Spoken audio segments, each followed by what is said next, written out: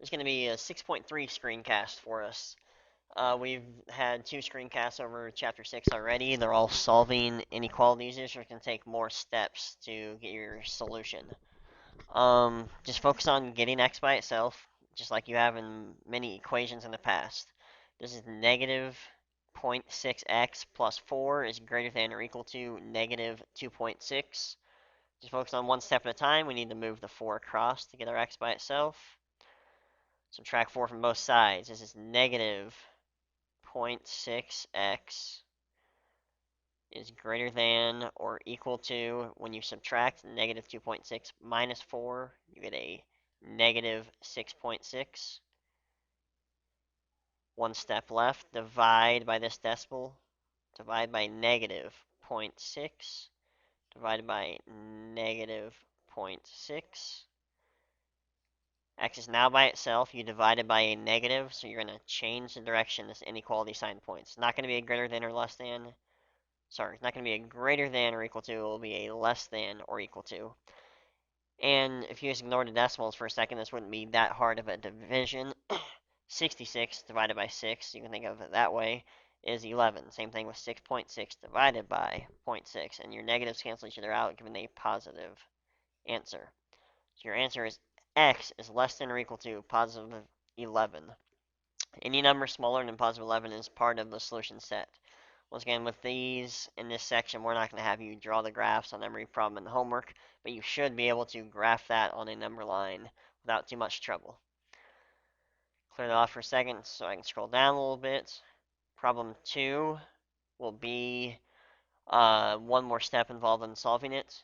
Here we have 2 variables, an x and on both sides of the equation. You need to move them together. Let's go ahead and I like to move the smaller one usually.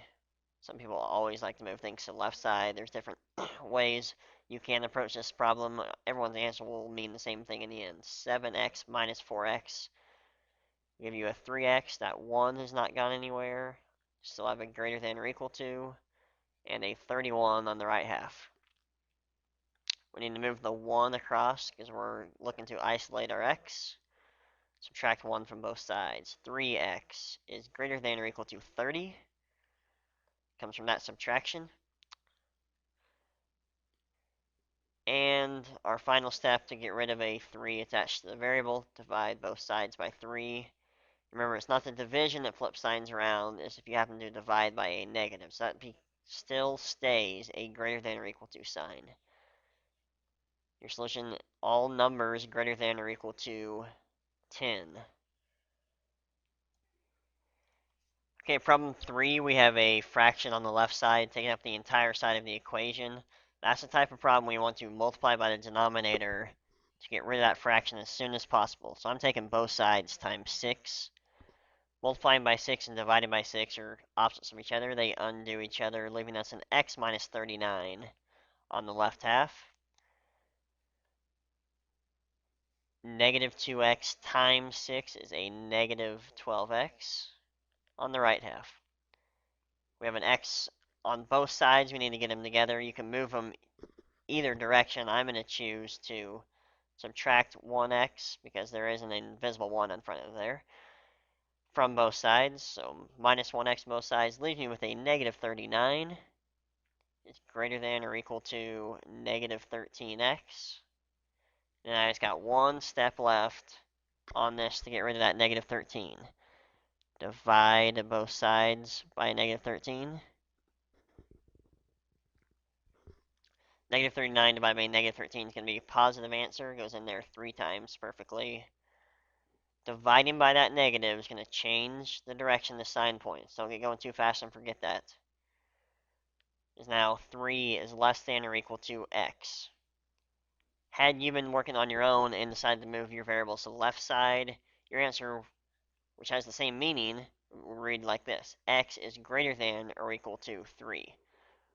We talked about this in class. Notice how the small side of your symbol points at the 3, the small side points at 3. That's how you know that these two statements have the same meaning. So either one of them are correct, and I would accept either one. Okay, now for problem 4, it's going to be a distributive property. Multiply both pieces inside the parentheses times that negative 4 that's on the outside of the parentheses. Negative 4 times your first spot gives you negative 16x. And a negative 4 times a negative 5 is how I like to think of it. Gives you a positive 20. That is all greater than 164. Now you need to move the 20 across in order to start your process of getting your variable by itself. Subtract 20 on both sides. Negative 16x is greater than 144 with that subtraction. And if you need to move this negative 16 attached to your variable, you need to divide it away. Divide both sides by a negative 16. You know you divided by a negative, so your symbol needs to switch around. This is a positive divided by a negative, so your answer is going to be negative. And 16 goes into 144 9 times perfectly. So your answer is x is less than negative 9. Okay, number 5 will be the last example on this screencast. It's one of the special cases you can have. We've recently practiced some of the special cases when solving equations. In order to solve this, you want to get your variables together. So I'm subtracting my x across. You can think of subtracting 1x from both sides. So 1x minus 1x is 0x's. You just need the placeholder of 0 on that left half. And that is now gone, leaving you a negative 5 on the right side. This happened to us before, especially with solving the equations. Your variables completely disappear. There's no variable left in your problem. Just read the statement out loud to yourself. 0 is greater than negative 5. And think about whether that statement is actually true with no variables being in it. 0 is greater than negative 5 is a true statement. So our phrase for that when we were solving equations was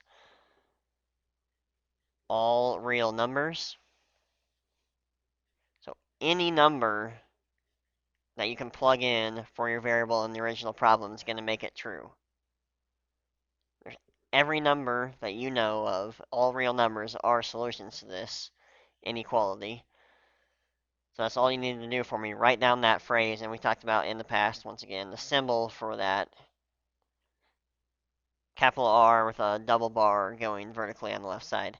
We also have the option, once again, of having a no solution, just like we did with the equations. If you got a statement when your variables disappeared, hypothetically, 1 is less than or equal to negative 8. 1 is not less than or equal to negative 8. That is not a true statement. So there is possibilities of getting a no solution. Write the phrase no solution or our symbol for it. That's a possibility. So this all depends on whether the statement you're left with is true or whether it is false, what your answer is going to be on those special circumstances.